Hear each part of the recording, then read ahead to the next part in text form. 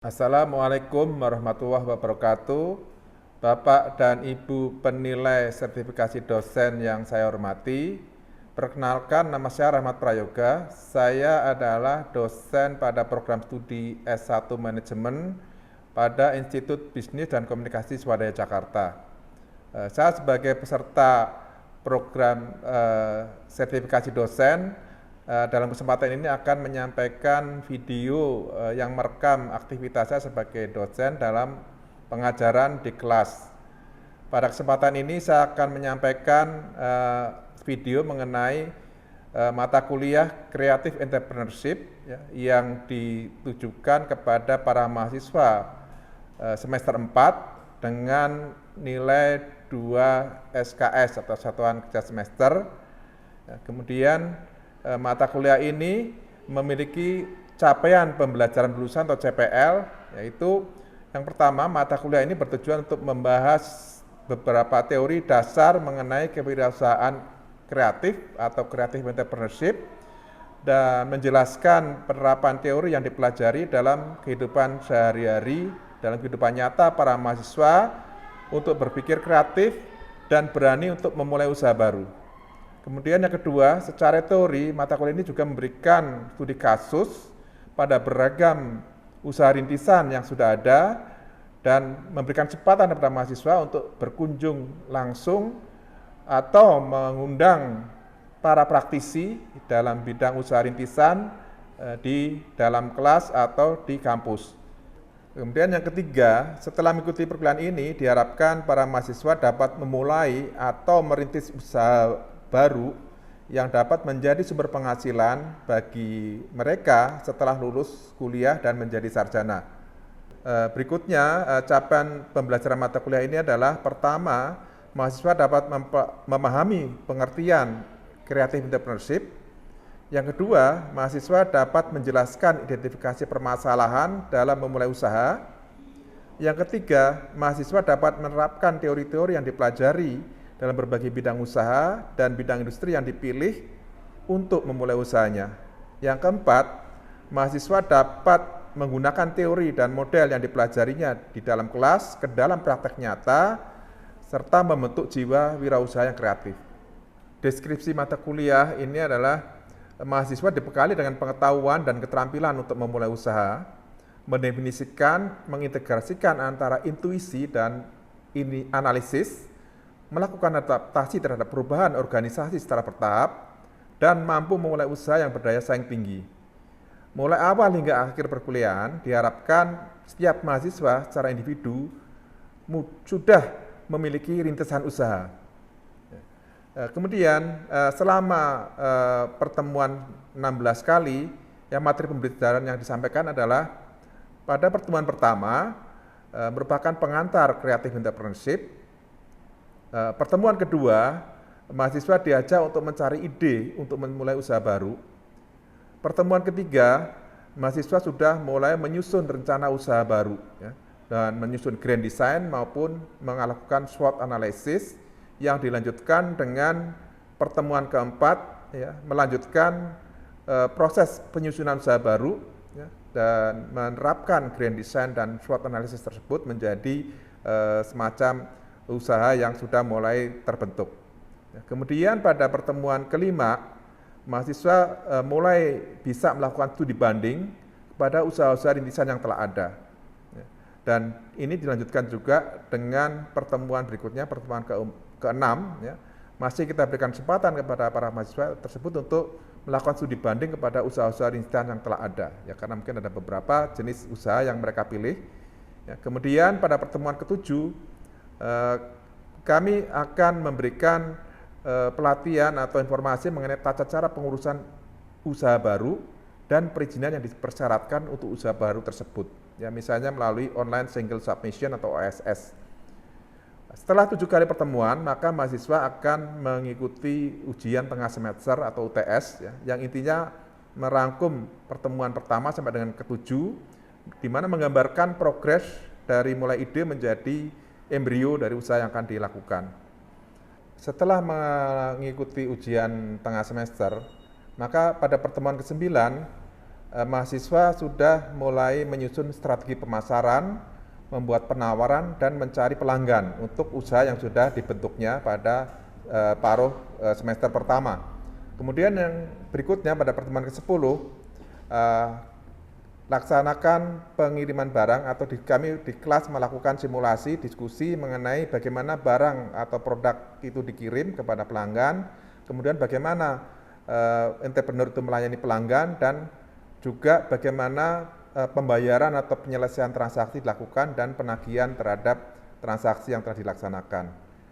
Berikutnya pada pertemuan ke-11 kami memberikan simulasi mengenai bagaimana mahasiswa sebagai entrepreneur menilai kepuasan pelanggan dan membangun loyalitas pelanggan. Kemudian pada pertemuan ke-12 sudah masuk kepada latihan studi kasus melayani keluhan pelanggan dan menyelesaikan masalah. Berikutnya pada pertemuan ke-13 kita asumsikan usahanya sudah mulai jalan, mahasiswa akan berlatih mengelola pertumbuhan usaha. Berikutnya pertemuan 14 mahasiswa membangun kepemimpinan usaha atau leadership dalam entrepreneurship-nya. Yang ke-15 adalah topik mengenai menjaga kualitas barang atau pelayanan pelanggan. Nah, kemudian pertemuan ke-16, pertemuan terakhir diakhiri dengan ujian akhir semester atau UAS, ya, di mana kami akan menilai bagaimana mahasiswa itu telah menyelesaikan progres usaha yang dirintisnya. Berikut ini adalah video yang merekam secara langsung aktivitas pengajaran saya di kelas, di mana saya menyampaikan materi, kemudian mahasiswa melakukan diskusi mengenai materi yang saya sampaikan. Semoga bermanfaat buat diri saya sebagai dosen dan juga bagi para mahasiswa dalam memulai usaha mereka yang betul-betul terrealisasi. Dan memang selama bulan sampai dengan pertemuan ke-15 yang videonya akan sebentar ditayangkan, kita bisa membuktikan bahwa mahasiswa betul-betul sudah mulai menjalankan bisnis mereka dengan kondisi yang seperti ada dalam video berikut ini. Terima kasih. Wassalamualaikum warahmatullahi wabarakatuh. Selamat pagi, salam jumpa, salam sehat buat semua. Ya, hari ini kita mencapai pertemuan ke-15 nih, sudah ujian akhir semester. Cuma untuk sedikit flashback saja. Tapi sebelum saya mulai, seperti biasa, bersama-sama kita berdoa terlebih dahulu, ya. Memohon kepada Allah Subhanahu wa Ta'ala, Tuhan Yang Maha Kuasa, agar apa yang kita pelajari hari ini bermanfaat buat diri kita, buat keluarga kita, buat masa depan bangsa dan negara kita. Berdoa bersama dan dengan kita masing-masing dimulai. Selesai, terima kasih. Ya, seger ya berdoa ya. Ya, semoga apa yang kita pelajari bermanfaat. Ya. Kita sudah sampai ke pertemuan ke-15, ya, tapi sedikit flashback sebelum bisa mulai perkuliahan. Ya. Saya sudah sharing buku ya ke Anda, mungkin nggak semuanya dapat, tapi mohon di-share aja teman-temannya. Kita mata kuliah itu adalah Creative Entrepreneurship. Judulnya keren ya, kreatif ya. Jadi kita semua adalah orang kreatif, kita manusia-manusia yang kreatif, dan kita yakini bahwa kreativitas kita dapat mendukung kita untuk menjadi entrepreneur yang sukses ke depannya. Oke, lanjut ya. Pertemuan ke-15, topiknya menjaga kualitas barang. Nah ini sebenarnya masalah teknis saja ya. Ya nanti kalau Anda sudah menjadi CEO, ya nanti kepala bagian produksi Anda yang dikirim ini, ya barang saya mau diapain? Oke. Ini ada beberapa tahapan yang sedang dilakukan ya untuk menjaga kualitas barang. Yang pertama adalah menetapkan standarnya dulu. Barang saya sebagus apa sih? Ya. Anda bisa lihat nanti di website atau di Google atau di YouTube. Tadi pagi saya lihat YouTube ada orang bahas mengenai dia bikin kue kering. Ya. Gimana standarnya supaya sesuai dengan targetnya? Nah dia bisa memilah-milah itu. Kapan produk apa yang dia memakai margarin, kapan produk itu yang pakai butter, ya. Kemudian dia hitung berapa gram komposisinya, gitu, supaya konsisten produknya, supaya pelanggan selalu tidak terkejut gitu. Dari ini rasanya asin, besok rasanya manis, besok lagi rasanya asam gitu, nggak seperti itu. Kita detail mengenai standar kualitasnya mau seperti apa. Kita mau jualan ke segmen yang mana, selera pelanggan kita seperti apa. Dia juga kita bicara mengenai bagaimana membeli bahan baku. Ini bicara masalah produk fisik ya. Kalau produknya itu bukan produk fisik gimana? Ya. Kayak tadi produknya misalnya video, Anda bikin konten, apa yang mesti jadi standarnya?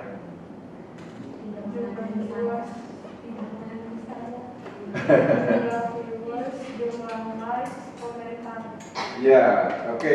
Atau yang lain yang lebih teknis ya, misalnya lightingnya, backgroundnya, masalah kualitas suaranya, durasinya, kemudian intonasinya gitu kan. Betul, settingnya seperti apa. Nggak candid seperti ini ya, ini kita candid aja ya. Pokoknya masuk kelas ngomong gitu kan. Ya. Nanti kalau versi production beda lagi tuh.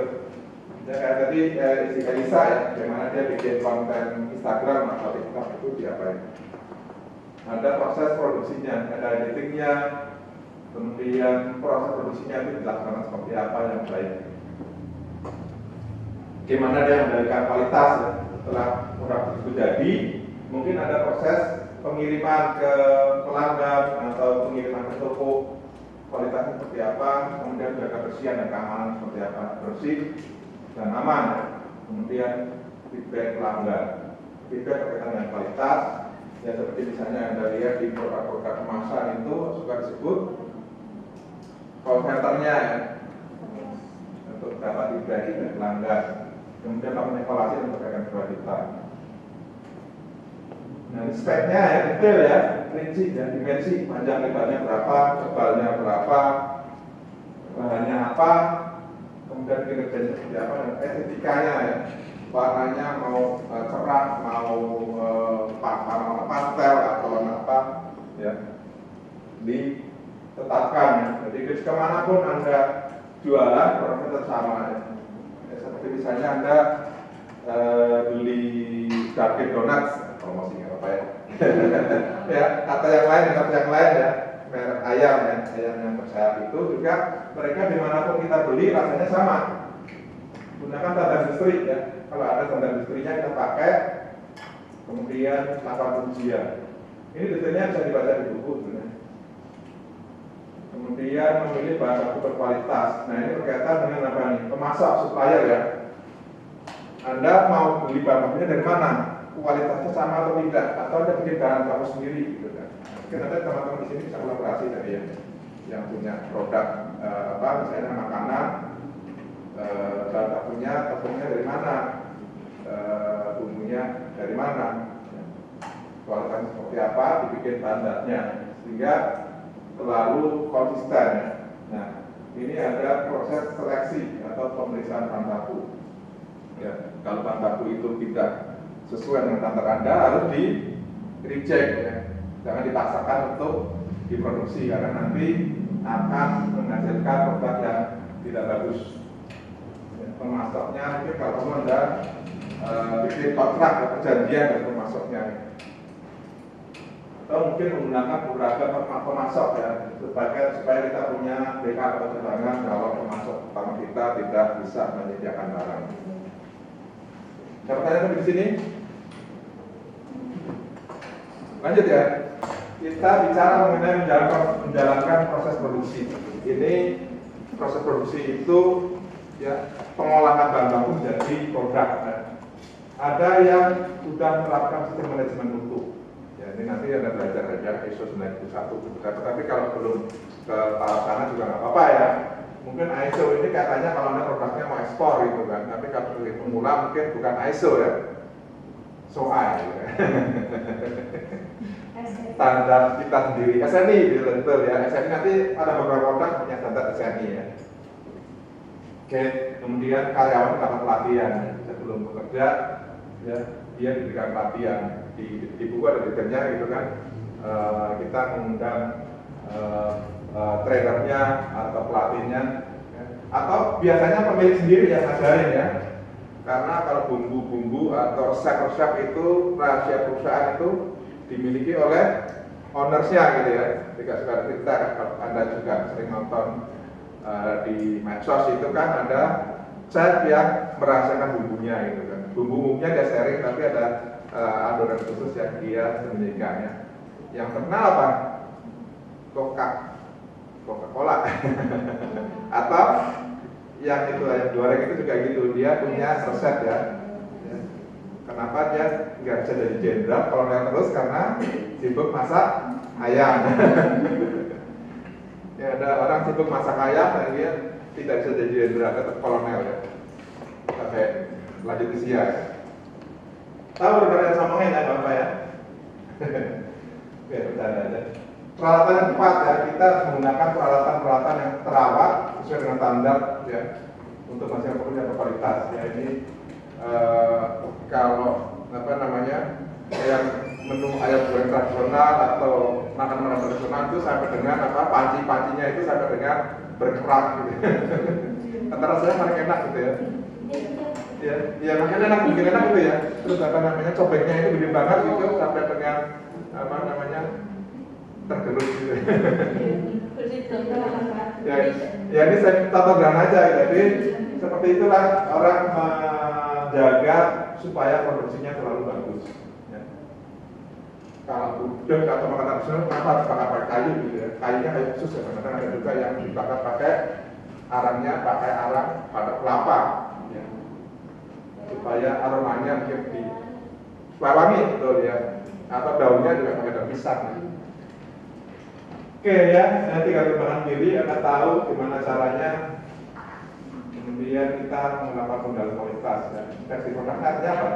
Kalau sudah jadi produknya sudah dijual ya kita tes masih bagus atau enggak, sesuai atau enggak.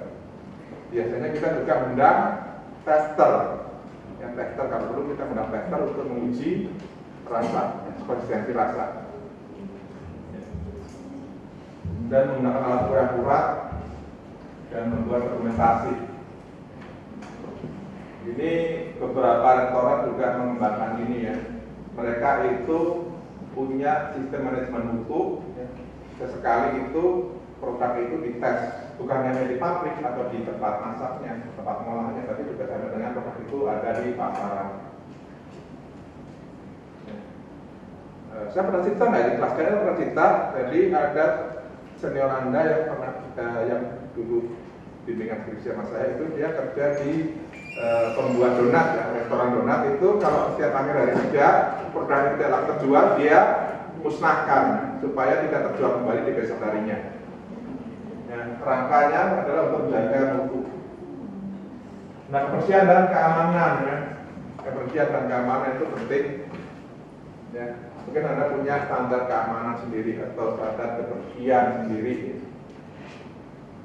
Nah, ini tujuannya bukan hanya untuk produk proses produksinya, tapi juga sampai dengan produk itu sampai di pengguna maupun juga bagaimana karyawan Anda selamat dan tidak cedera dalam proses produksi.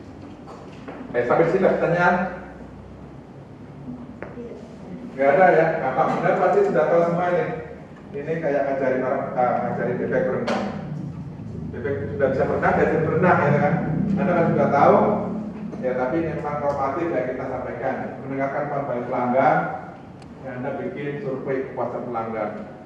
Ya tadi ya, jika Anda puas, sampaikan ke teman Anda. Jika Anda tidak puas, sampaikan kepada kami. Oke, ini biasanya apa? Kalau pesan balik itu dapatnya dari mana? Kalau saya formal juga, kalau Anda punya usaha informal, biasanya suka mengundang apa?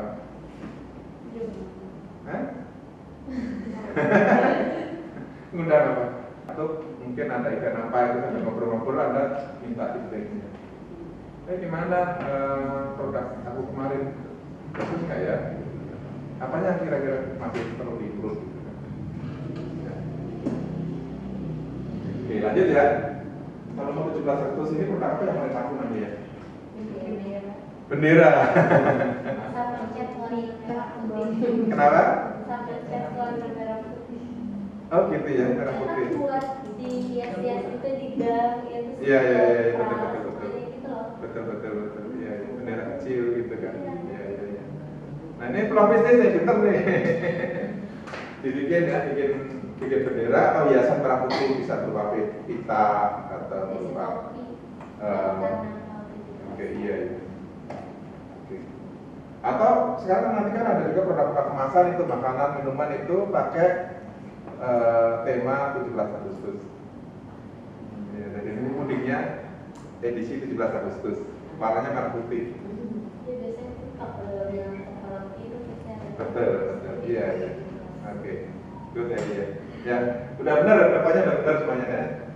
Nah ini ilmu Anda nih audit nih, laporan internal. Ya, saya ngajarin tadi, pokoknya audit itu gimana cara kita memastikan bahwa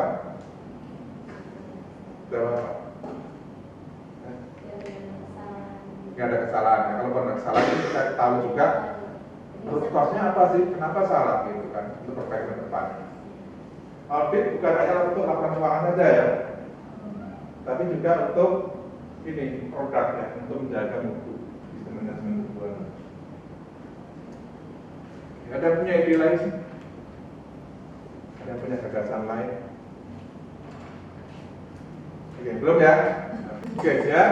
Ada produk-produk yang wajib memiliki sertifikasi SNI ya, Standar Nasional Indonesia. Jadi kalau Anda punya bisnis, produk Anda itu terkena kewajiban untuk menerapkan Standar Nasional Indonesia atau SNI, ya maka Anda harus mematuhinya, mengikutinya ya.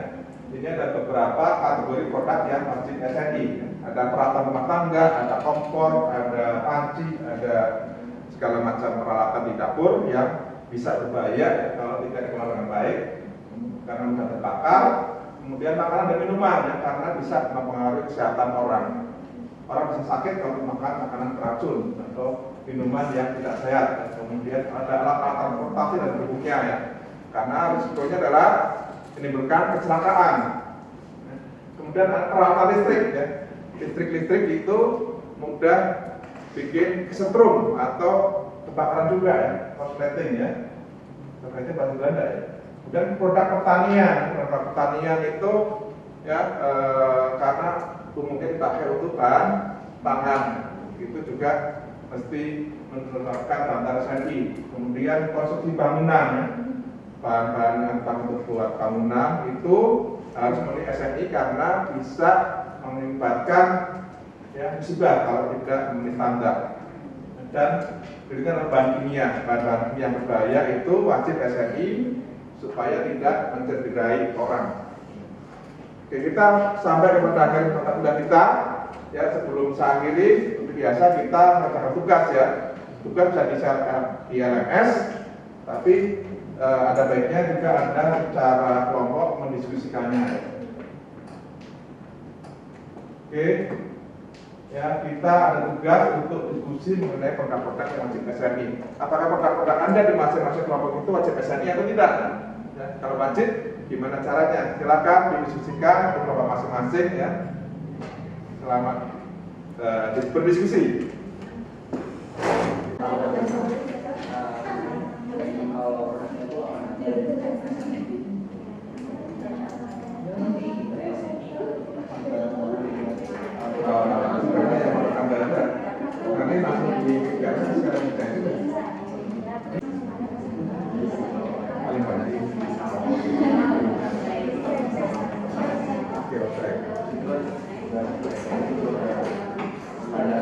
Kita sudah selesai diskusi kita dan nanti masing-masing kelompok berdiri di tempatnya masing-masing saja menjelaskan hasil diskusinya ya untuk produk-produk dari kelompok masing-masing. Ya mungkin ada sedikit cerita mengenai produknya apa, sudah jualan atau belum, kemudian nanti diceritakan apakah saya perlu SNI atau perompokan perlu SNI atau tidak. Alasannya apa gitu kan? Oh, saya perlu SNI karena saya ingin produk saya itu punya standar yang diakui dan bisa laku lebih baik misalnya. Atau Anda merasa oh tidak perlu karena bahan bakunya sudah mendapatkan SNI gitu ya. Ada juga Semua bahan baku itu daftar standar SNI. Ya, Anda kan tinggal mengambil pada tidak ada bahan tambahan gitu misalnya. Oke, ya. Ya atau mungkin Anda mau ISO misalnya nggak apa-apa. Misalnya saya perlu ISO karena mau saya ekspor produknya gitu. Oke, silakan ya. Selamat pagi semuanya dan Bapak Rahmat. Saya mengaitkan dari produk kami yang standar SNI. Dalam produk snack clothing ini kami memakai bahan-bahan dari merek yang sudah terpercaya dan aman dikonsumsi. Yang dimana sebuah produk ini sudah punya izin BPOM dan umumnya memenuhi standar SNI sebagai makanan ringan dan kemasan. Terus untuk saus yang kami pakai dalam produk tersebut kami juga sudah telusuri bahwa semua sudah terdaftar resmi dan diproduksi oleh pabrik makanan yang memperhatikan keamanan dan kualitas bahan. Lalu dari kondimennya juga sudah punya izin edar dan label halal serta diproduksi oleh perusahaan yang mematuhi standar makanan olahan. Terus sayur-sayuran yang kami pakai juga dari pasar-pasar lokal di mana kami mendukung UMKM yang di mana kami pastikan dicuci bersih sebelum disajikan ke pelanggan agar tetap higienis dan aman. Secara keseluruhan bahan yang kami gunakan sudah memenuhi standar layakan konsumsi dan dipilih agar produk ini tetap enak, segar, aman dan untuk terpercaya oleh semua kalangan. Berikut dari snack mungkin. Terima kasih. Saya rasa begitu hasil diskusi kita hari ini. Ya, saya terima kasih banyak atas kehadiran Anda semua di kelas ini. Semoga apa yang kita pelajari hari ini sesuai dengan doa kita di awal tadi ya, bermanfaat buat diri kita, buat keluarga kita, dan buat bangsa dan negara kita. Ya, akhir kata, Assalamualaikum warahmatullahi wabarakatuh. Sampai jumpa di ujian akhir semester ya.